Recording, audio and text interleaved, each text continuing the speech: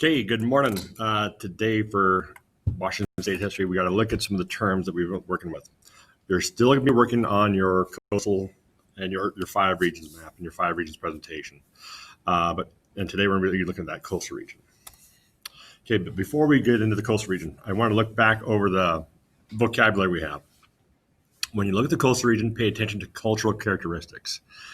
The first region we looked at was the Columbia Plateau.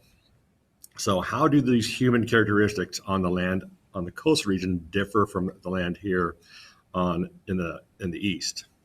Now, the headwaters and hydroelectric, these may not be as important over there because the rivers aren't very long. Okay, I do think there are a few small dams over there. I've heard of a few, and I'm trying to think of where they are. I can't think of them off the top of my head, but they aren't going to be as big as, say, great! Grand Coulee Dam, that one, or Wampum Dam, or all these dams that we have along the Snake and on the Columbia rivers. Okay, there or on the Columbia Plateau, we have a lot of dams that are very big and produce a lot of electricity for our region. Now, the other thing is physical characteristics. This region, the coastal region, is very different from the region that we are in, the Columbia Plateau. So look at this. It's going to be a lot wetter and much more rugged. They have coastline. They have very tall mountains. And this is going to affect their spatial pattern. How do they set up their civilization? How do they set up their communities in between the mountains and the coastline? Okay, that's going to be fascinating to see how those are affected. Now, their climate is very much different from our climate. They might get a trace of snow here and there, but they won't have that hard winter. Also, they're not going to have those long summers like we have. Now, commerce. Trade over there, economics. That's actually what we're going to look at right now in this presentation a little bit more. But their economics is going to be vastly different. Okay, they don't have any really big cities. Aberdeen, Port Angeles, Port Townsend are probably some of the bigger ones in the coastal region, but most of the cities are fairly small. We won't look at the Pacific Rim yet. We're going to take that up when we look at the Puget Sound region. I crossed off plateau. There probably won't be much of a plateau in this region. If the plateaus are out there, they're going to be very small. Now, the prominent physical features, I know the Olympic Mountains are most likely the most prominent, but then again, you got the Pacific Ocean, and that is a very prominent feature that people will spend a lot of time on. Let's see what I write back there. Oh, economic activity. The region, again, with this region, we got to look at that economic activity. How is the economic activity affected by the region? Or how does the region affect that economic activity? Okay. Vocab, page 3, aquifer. We in Pullman have we're very much dependent on our aquifer. Okay, we get our water from the ground. Over there, they are probably not dependent on the aquifers, but that doesn't mean they don't have them. I'm kind of jealous in the Puget Sound, or in the Cascade region, actually. My uncle, his well is only 12 feet deep. Okay, he can drill water out of water that is only 12 feet underground. Our well out here is, I think, 300 feet deep, and that's where our aquifer is. Now, a coulee. There's not much dry area over there, so they won't have a coulee. Dormant, not active. Now, I'm not sure if the Olympic area and the coastal region has any volcanic activity. I believe the main pressure points are going to be the volcanoes in the Cascade region. Okay, Mount Rainier, Mount St. Helens, Mount Hood. These mountains in the Cascades probably take a lot of that pressure off of that Olympic region, so it's not going to be volcanic in that Olympic region. Now, if you go off the coast in the trench underneath the Pacific Ocean, they have volcanic activity out there as well. Now, another thing that you will not encounter in this area is loess. Okay, they do not have wind deposited soil because their wind comes off the ocean, and so their dirt, their dust, will be blown off of their land toward us if it gets blown off at all, because they have a lot of greenery out there. The other tectonic parts. Okay. It is going to be a tectonic active area. Yeah, that means earthquakes. There is evidence of some huge earthquakes in that region that go back hundreds of years. Economy, entrepreneur, and capital. Again, this is something we'll be looking for in this presentation. Okay, now the coastal range. When I look at this map, okay, you can see all the bays. You can see the mountains. It is a fairly rugged area. It's very beautiful.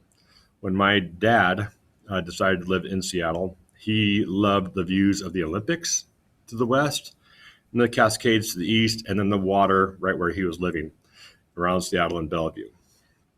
On the coast out here near Forks, okay, we do have areas of rainforest, temperate rainforest. We'll get several hundred of inches of rainfall a year. Now, that doesn't mean this whole area is dry. If you pop up and over the hill here, Squim, it gets only about 15 inches of rainfall a year. We will have to run through a rain shadow lecture here later on. It might be one of the bonus things I would give to you guys. But Squim lies in a rain shadow. When the weather comes across off the Pacific Ocean and crosses the Olympics create a small shadow back here where Squim gets very little rainfall. Okay, the Cascades do that for us. In Pullman, I think we get about 18 inches of rainfall a year. So Squim is a little bit drier than us, I believe. But taking a look at the region, we have some large bays. We have the Sound, but really we're looking at everything. There's a Kitsap Peninsula. We're looking at everything west of Kitsap all the way down through this area. The coastal area, very peaceful, very nice, gorgeous territory.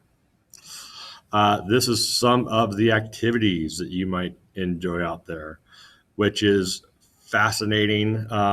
You get clams, mussels, the salmon, the crabs.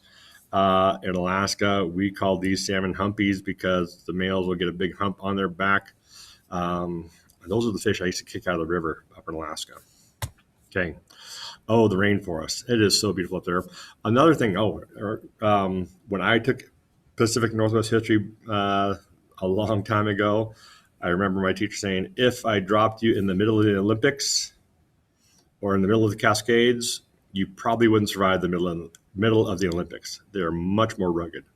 And when you look at the mosses and the greenery and the plant life out here, it is very green, very lush. You have some very long or very tall old growth trees. It's beautiful, very diverse. And then you have the Pacific Ocean. Okay. I love vacation out there and hearing the waves. Very peaceful. Now, a couple of things I want to show you, and this is hopefully will help you understand economics a little bit. The primary sector, right up here. Primary sector is where you extract raw materials, farming, fishing, and over in this area would be logging as well. If you have a primary material economy, okay, you can make great money. When I first graduated high school, I went and I worked in construction in Alaska. That was secondary. But the primary economy in Alaska was oil. It was extracting raw materials. And so their wages brought up the construction wages. And so it's interesting because the richest areas that have the richest raw materials are often the poorest countries overall because it doesn't diversify their economy at all. So even though this region of Washington State is rich in raw materials, specifically logging, okay, now the fishing has dropped off too, but it used to be rich in fishing as well. It's not the wealthiest part of Washington State. In fact, it's probably the poorest part of Washington State. Now, manufacturing, utility, electric, gas, construction, that's a secondary, okay? So secondary economy, this is where you're building. This is where you're building everything, getting those things done. Now, the tertiary is the retail, financial services, communication, hospital, leisure, real estate, information technology. Now, most of the time, when you look at economic graphs, they only have primary, secondary, and tertiary. They will not have quaternary. But with the digital age, most economists are recognizing a fourth sector of the economy. And this is your research and development. This is education. This is pushing information out to people. They have information technology. Those are people that work on the computers. This is the information that's getting pushed out to people. Okay. Now, the other thing I want you to look at. Okay, here's a map of the Olympic Peninsula. When you look at this map, it says private owned property is in gray. Okay, so we have the gray down here in the south, up around Grays Harbor, fairly close to Nia Point, a little thin strip along the northern coast, along the Strait of Montefiore. That is private. Then you have United States Forest Service. Okay, that is the dark green. So U.S. forests, right here and here. Then you have the U.S. Park Service. This is the big Olympic Peninsula Park. Then the yellow part is the Washington DNR, Department of Natural Resources. And then the last part is tribal. We have the Quinault and the Makah. Okay, so when you look at the land is pretty well locked up. As a kid in Alaska, the big debate was most of the land in Alaska was locked up by the federal government. And so people wanted to open that up for more development of those raw materials. But there's a debate about, do you have raw material extraction or do you go straight to tourism? Do you help people enjoy the land? And so, and also let the wildlife run the land. It is a debate. I don't think they have good points on both sides, but it's something we can look at. Okay, I'm going to turn you loose, let you work on the coastal region. If you have any questions, I'll be glad to answer them by email or right now. Talk to you later.